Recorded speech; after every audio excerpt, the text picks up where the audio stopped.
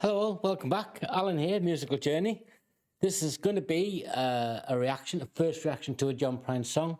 One of quite a few I've done over the last couple of months. Why? Because he deserves it. Why? Because you guys keep asking. Obviously, I'm going to do other songs from other artists. But somebody said something the other day and I pinned the comment. And this comes from Darkstar on YouTube. You'll know, you won't know, it's a channel viewer. And I think the point was, his amazing songwriting is fascinating to us all because it comes from a point of view, I'm paraphrasing, that we can see, resonate, feel and touch. I'm adding little bits, but essentially that's what the comment was about. And it struck true. I want to see what this song is about. It's called Paradise. Don't know much about it, so let's get into it. Stick with me, everyone. I'll try to interrupt as little as possible, but enough so I can get points across. You know the rules, guys. When I was a child, my family would travel down to western Kentucky, where my parents were born. And there's a backwards old town that's often remembered so many times that my memories are worn. And Daddy, won't you take me back to Muhlenberg County, down by the Green River, where paradise lay? Well, I'm sorry, my son, but you're too late in asking. Mr. Peabody's coal train is hauled it away. So he's setting the scene. He's taking you back, nostalgia, the visualization of his childhood, which we all share. I mean, I left my hometown when I was 16, back in 1981. And didn't come back other than short visits and family visits, other than once for 40 years, 42 years. Is my town much different than it was then? Yeah, 100%.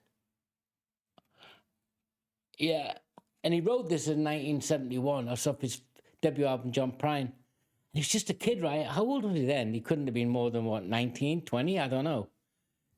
Memory's a bit off here, but when you look at the lyrics, I've got them here, guys. When I was a child, my family would travel down to western Kentucky where my parents were born, and there's a backward old town that's often remembered so many times that my memories are worn. So he's saying it's not through rose-colored glasses. It's really not. But I suspect he's going to develop the story as he goes along into the important points. So he lays out and says, this isn't been through rose-colored glasses, otherwise he wouldn't have called it a backwards old town. Although maybe that backwards thing translates differently for my American friends. And Daddy, won't you take me back to Muhlenberg County? So he's talking about a real place where his parents were born. Down by the Green River where paradise lay. Paradise the town, but also paradise. Well, I'm sorry, my son, but you're too late in asking. Mr. Peabody's coal train has hauled it away. Progress, destruction, memories, all linked into one. But he's not saying it's traumatic.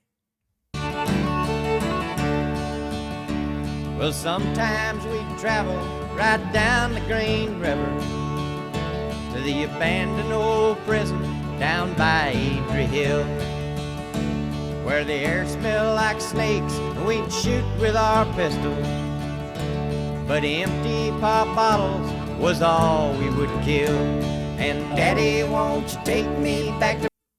So even though the environment's being destroyed around them, they won't destroy nature. Okay? Muhlenberg County, down by the Green River, where paradise lay. Well, I'm sorry, my son, but you're too late in asking. Mr. Peabody's coal train has hauled it away. So when he says, I'm sorry, my son, but you're too late for asking, is he chastising his son? Saying, now you ask, now you want to know about the things that have gone wrong in the place where I was born. Now you've got enough to ask me. Okay?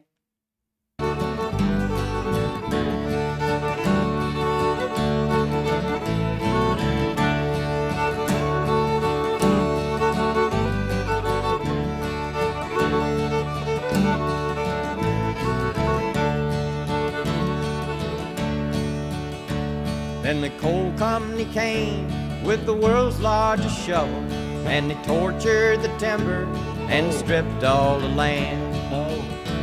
Well, they dug for their coal till the land was forsaken.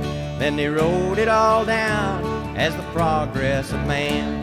And Daddy, won't you take me back to Muhlenberg County, down by the Green River where paradise lay?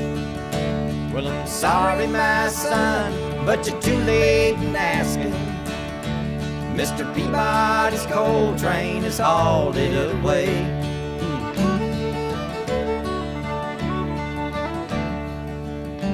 When I die, let my ashes float down the Green River.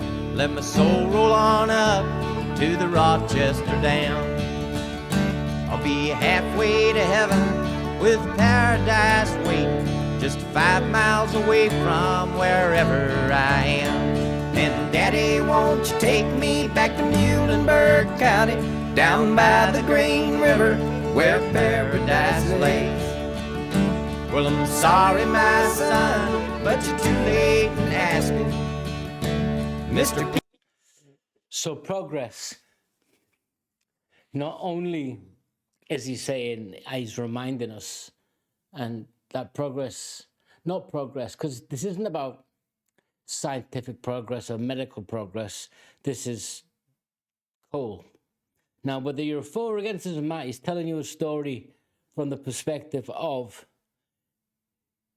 he's asking his dad, he's looking back at the ecological deconstruction of his area. He tells you that when he was a kid, he wouldn't have even shot a snake, even though he had BB gun. I don't know what he had. And then he shifts the conversation to, look what we've done.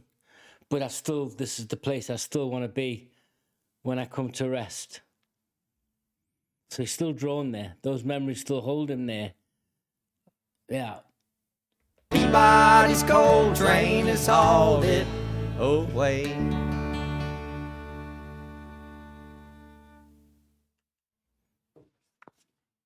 I guess it's a familiar story, isn't it? Often sad, often necessary. I'm not saying whether it was right or wrong to dig coal. That's not what this song's about. It warned us against what can happen and how that erodes not only those places that you love, but it distorts the memories. And that if you don't say anything, 'cause that's what he says. His dad says, but you're too late now. Yeah, you're too late. Some areas of beauty have been destroyed. It's a fact. Where I grew up was a mining town, what you call a super pit. In other words, you had many pits around the country, then you had a number of super pits, miles out into the ocean, miles out, and we were one of them. Then we had the shipbuilding and the fishing industry, and the shipbuilding industry, all gone. So that's the lack of progress, the lack of understanding and foresight. That's what I've seen. All gone, all of it. Yeah. Mr. Prine, you give me something to think about again. I don't have to agree or disagree, but it makes me remember what I see from my point of view. He's a fantastic songwriter, great storyteller. His guitar work is always great. I've loved that. I've marked on it before. It doesn't overshadow what he's doing. It accompanies it perfectly. And he's got an unusual voice. It's not like I'm listening to a metal singer hit the high ranges, or I'm just listening to someone who can really sing confidently, but his songs outshine whether or not I had any critique, and I don't, because I think he's got a great voice, because it fits what he does. Yeah. Till next time, guys. Subscribe, join in, take care. See you later.